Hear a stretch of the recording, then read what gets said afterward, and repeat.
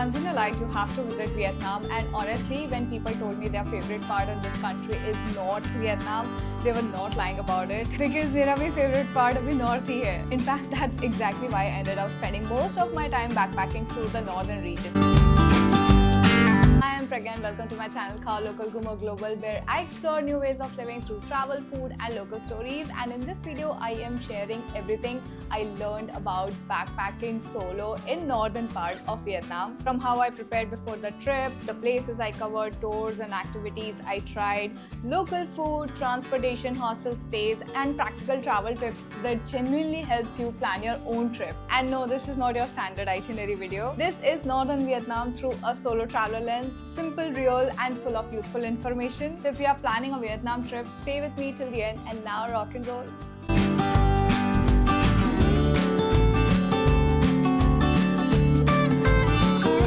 Before we get into the places and journey, let's talk about the basics which I sorted before landing in Vietnam, because trust me, good preparation makes solo travel so much smooth. Number one, for the visa, I applied for an e-visa through the official website 2 weeks in advance and it cost me about $25. I honestly would not recommend going through an agent and paying extra cost because the process is quite simple. Bas fraudulent website se bach ke rehna. If you need the official link, comment below and I'll share it. Number two, SIM card connection, and this time I chose convenience over budget and used an eSIM for the first time. I had so many questions like installation kaise hota hai, network kaun sa connect hota hai, and exactly, kaam kaise karta hai, existing number ka kya hota hai, and so on, which were all answered by my network operator, Global eSIM. And once I landed, I had internet connection instantly. It genuinely feels like my best decision. For me, staying connected in a new country is my first safety tool. Number three, travel insurance is something I take now very seriously, especially after the incident I learned hard way in Indonesia. It's not only for physical or medical emergencies, it's also for delays, cancellation, thefts and unexpected situations. I use Safety Wings insurance because their support has always been quick and of course the great coverage for that price. Number four, currency. Mera pattern same rehta hai. I keep around 60 to 70% local currency from my home country and the rest in USD in hand before I travel. That means I usually carry the local cash from the India itself. Now that's all about the planning was sorted. It's finally time to begin the journey. And like most trips in northern Vietnam, I started from Hanoi. The moment I landed, I wanted to keep things simple and budget friendly. So instead of taking a cab, I took bus number 86 from the airport to Long Binh stop for just 45,000 Vietnamese dong, and from there walked around 10 minutes to my hostel in the Old Quarter, and I got to know about this cheapest way to reach Hanoi Old Quarter from the Hanoi International Airport through my hostel. Honestly, that short walk itself felt like my introduction to Hanoi, or let's say northern Vietnam. Small alleys, colorful street, locals sitting on tiny stools everywhere, market buzzing with life.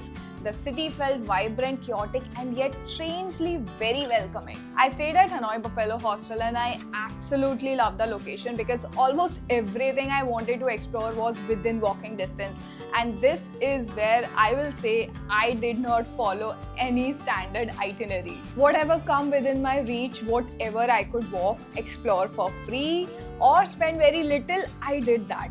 That's exactly what Hanoi became for me. Sometimes slow, sometimes touristy, sometimes just regular daily life, but always full of stories. I joined a free walking tour of the Old Quarter from my hostel, and most of the places just happened naturally on the way, like Hoi Am Kim Lake, the old market, the church, temples and all the surroundings. I also went to a few places by myself like the Temple of Literature and of course the popular train street, all discovered step by step. I had no idea about the train timings. The only thing I knew was taking an entry from the south side, that is Cafe 1990s for less crowd, and I could also have my time without spending on cafes. Food wise, Hanoi was honestly great even as a vegan traveler. I had vegan banh mi multiple times, vegetable noodle soup, vegan bon chai, egg fried rice, and even tried local desserts like sticky rice ball. What is that one thing I learned quickly is that skip the hype and eat where the locals are. This is the best way to find the best place to eat. Hanoi gave me comfort, confidence friends and a chance to find my own space. As much as I loved getting lost in the streets of Hanoi, the real adventure was waiting for me in the north. I was finally ready for the part of northern Vietnam I had been most excited about, Ha Giang Loop. I booked my bus ticket just a day in advance from Hanoi's old quarter. There are plenty of travel agents around, and trust me, comparing with 4 to 5 of them really helps. Vietnam has multiple long-distance bus options like VIP cabin sleeper, limousine buses and standard sleeper buses. Since this was my first time, I had no clue what questions to ask, which bus to go, so I booked whatever the travel agent suggested me. VIP cabin bus in the cost of 450,000 Vietnamese dong. Honestly, I was very excited, but the entire night I was like tossing and turning. At first, I thought it was the spiral road, but later, after trying other buses, I realized it was actually the extra cabin space that made me uncomfortable. Surprisingly, I later found my comfort in the cheaper option, and that is the 32-bed limousine standard sleeper bus, AC bus. Once I reached the Ha Giang, I decided not to rush into the tour immediately. I gave myself one full day to rest at the hostel, pick up a few essentials from the local market, and simply breathe. Looking back, that was my best decision. I stayed at the Ha Giang hostel and booked my 3-day 2-night motorbike loop tour directly through them. Now I get it why everyone says don't leave northern Vietnam without doing the Ha Giang loop motorbike tour. They were absolutely not exaggerating, because I am going to do the same. By day 1 itself, I realized this journey is not for everyone. It's for those who love cold mountain air, unexpected homestays with breathtaking views, wholesome meals with strangers who soon feel like friends, and the freedom of not allowing or following a strict itinerary. Every 40 to 45 minutes, we stopped for views that honestly left me speechless. Short hikes, boat rides, valley viewpoints, karaoke nights, laughter, and somehow falling in love with northern Vietnam at first sight. And for my vegan people, food was honestly not a problem at all.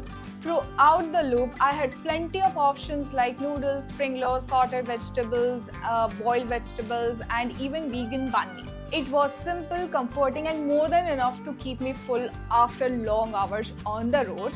By the end, I was genuinely deeply happy. And even now, I miss getting lost in those valleys. If anything, I would love to go back and do it all over again, and maybe this time 4 rides. I'll leave the cost, hostel name and other details in the description. And if you have any questions around packing list, questions to ask about the loop from the tour operator, and whatever, drop me in the comments and I'll help you out. After 3 unforgettable days on the roads of Ha Giang, I knew I needed to slow down a little, and that's how I moved to Cat Ba Island. I booked my bus ticket to Cat Ba while resting in Ha Giang, remember, day before starting the loop. Usually I prefer checking the local market for tickets because I get better deals than booking through hostels, and this time was no different. This is also when I found my comfort bus in Vietnam, the 32-bed limousine sleeper AC bus. The bed space is definitely slim, so maybe not the best option if you are very tall, but for me, it was just perfect.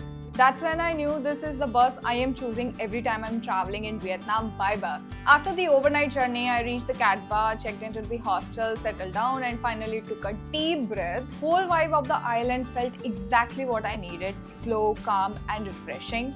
On the first day, I did what I usually love doing the most: exploring the place by my own on foot. I walked around the town and honestly loved how easy it was to get around by myself. It felt peaceful, less touristy, and yet the city center was lively enough to keep things interesting. Day 2, I honestly thought of taking the hostel's free bicycle and exploring the beaches, and then I got in conversation with the hostel people and I was tempted about the La Hang Bay and Ha Long Bay boat tour. And thank God I did that. I spoke to my Cat Ba Buffalo hostel and they arranged everything for me. It includes kayaking, swimming, island hopping, beach hopping, lunching on the boat, and exploring the fishing village. I thought it may be too much, but somehow it turned out exactly what I needed. Relaxing, fun, and the perfect way to recharge before the next stop. And boys and girls, this is the island where I finally tried the one of the famous popular dishes in Vietnam. It's called pho, but in a vegan version. If you do not know, pho is basically a comforting soup-based main course, usually served with noodles, and honestly, it quickly became one of my comfort foods in Vietnam. Like always, I did not go looking for the best rated place. It was completely random stop, a random try, and I absolutely loved it. And another highlight for me in the food category was the lunch buffet on the boat tour when I went for that Halang and Lahan Bay boat tour. There was rice, vegetables, fries, fried noodles and spring rolls, and honestly nothing to complain about at all. And at night, one thing you will see almost everywhere in Cadba is people eating coconut ice cream. So obviously I had to try it, and yes, it was amazing. Or maybe I just needed an excuse to have an ice cream. Quick spoiler though, I later found the coconut ice cream, the same ice cream, at a lower price in some other cities, Hanoi and Ninh Binh. So I leave that decision up to you if you want to try or not. But कोई harm नहीं होगा यार, try कर लेना, अच्छा है. After Cadba, I did not have to push myself from adventure mode to slow travel. When I reached Ninh Binh, the flow came naturally. Honestly, this city was not even a part of my original plan, but somehow I ended up here, which is exactly why I say planning in my case is not the best option for me, and I kinda like that. I booked another bus from the Cadba market, and since the journey was shorter, this time I got a comfortable seated bus. In about 4-5 hours, I reached Ninh Binh and checked into Tam Quoc Brothers Homestay. By this time, I honestly did not want to spend more on tours. I needed a break, and with my periods just starting, I wanted something slower and easier. That's when cycling called me. The next morning, I rented a bicycle from the hostel for 50,000 Vietnamese dong and headed straight to Mua Cave.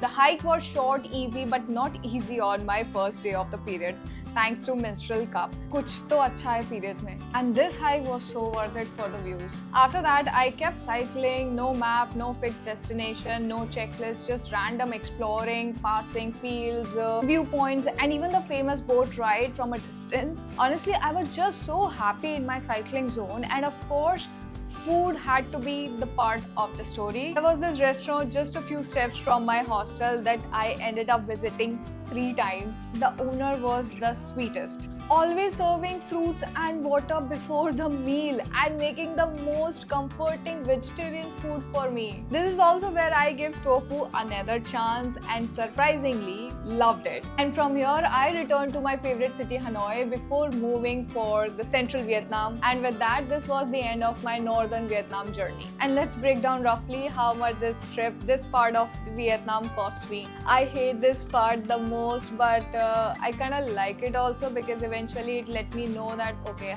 this is what I spent for roughly 11 to 12 days, and this is a rough upper limit estimate. Transport under 3,000 rupees, tours and activities under 20,000 rupees, hostels under 5,000 rupees, food under 5,000 rupees, miscellaneous or extra we consider under 3,000 rupees. So in total, my entire northern Vietnam trip cost me under 36,000 rupees. And honestly, this is the rough estimate. It could even be slightly lower than reality, but definitely not more than this. And now the best part is not even a single penny I regret on this trip. Every bus, every hostel, every tour, every random food stop, everything added something meaningful to the journey, and this is exactly why I personally feel that Vietnam is one of the easiest and most budget-friendly countries to travel to, especially for solo travelers and backpackers. Tell me, do you feel this pocket-friendly? Let me know in the comments because I would love to hear that. And before I wrap up this video, I want to leave a few travel tips that genuinely helped me and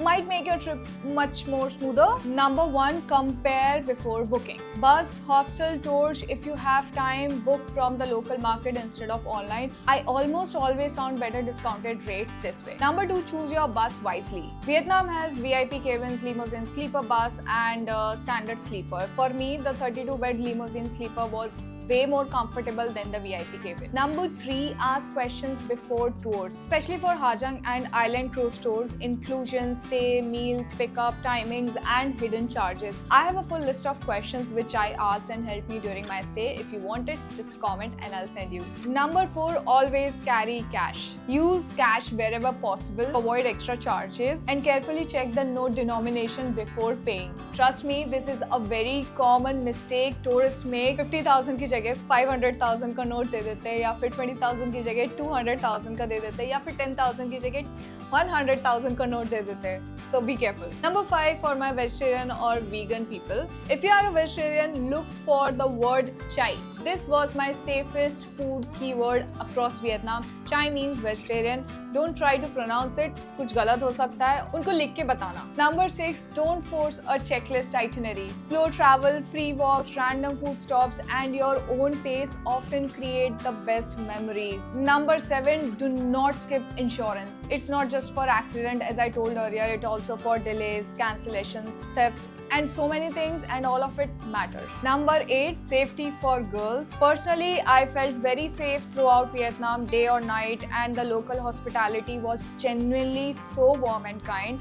But staying alert anyway in any country, I always recommend. And that's all from my side for Northern Vietnam. Don't forget to check the description for extra details, links, and useful information. And if you have any questions, drop them in the comment. I would love to help. I'm also sharing regular travel updates at Khao Local Ghumo Global on my Instagram handle. Feel free to follow along if Vietnam is in your bucket list. Use this guide as a reference. Make the trip on your own and travel at your own pace. And what's coming up is the central and south part of Vietnam, packed with as usual information and stories. And trust me, this part is even more popular. So many things you should know before planning. This is me, Prakash Sharma, exploring new ways of living, signing off. Until then, travel safe, stay curious, and explore the world with care. Bye. Namaste.